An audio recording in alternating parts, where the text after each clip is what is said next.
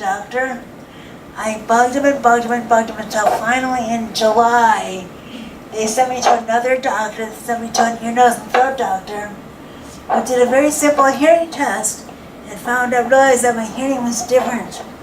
My hearing loss was different on my right and my left side.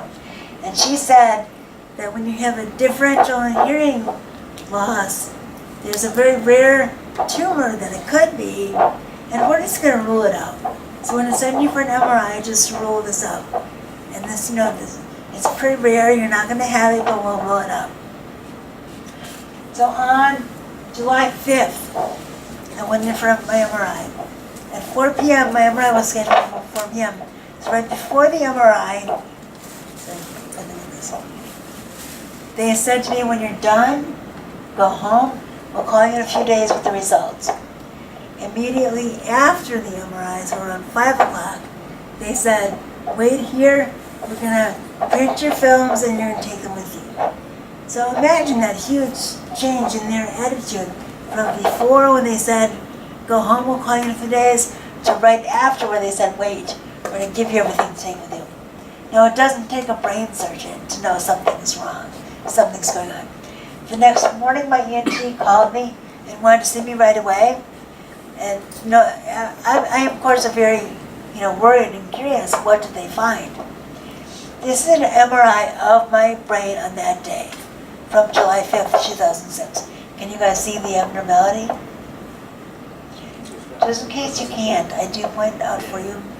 That big white mass, looks like a golf ball, is a tumor.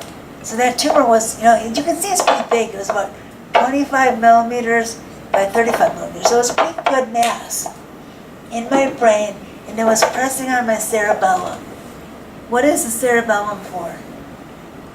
What are the main things that the cerebellum does? Breathing. Does some breathing at the brainstem.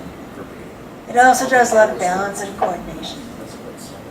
So think about my symptoms of dizziness and nausea and lack of, like I could not balance on, one foot. That's, my cerebellum was being compromised. So my cerebellum was compressed. Now what they told me about this tumor, other than it being, rare and don't worry about it, was that it's a benign tumor. It's called an acoustic neuroma, if anybody wants to look it up. Acoustic, meaning by your ear, neuroma, just the name of the tumor.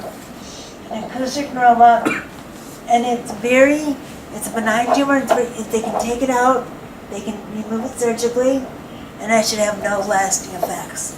They even said to me, if you have to have a brain tumor, that's the kind to have. So my answer to that, of course, is, but why do I have a brain tumor? So that was the smartest thing to say to me.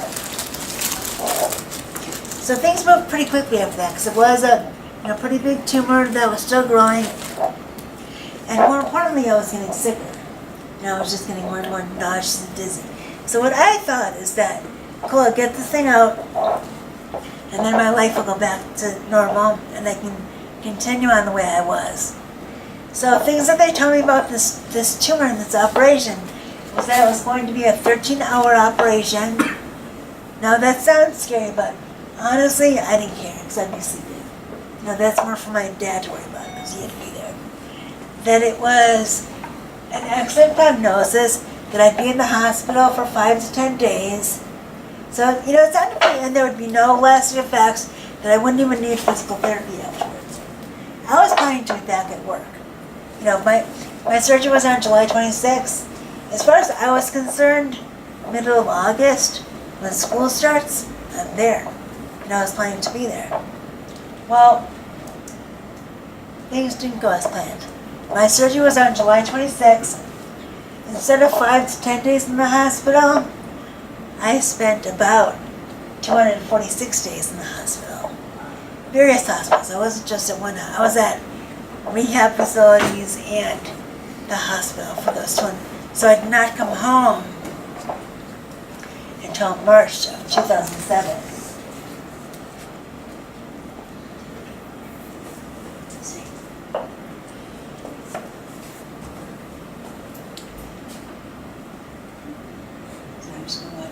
Sit.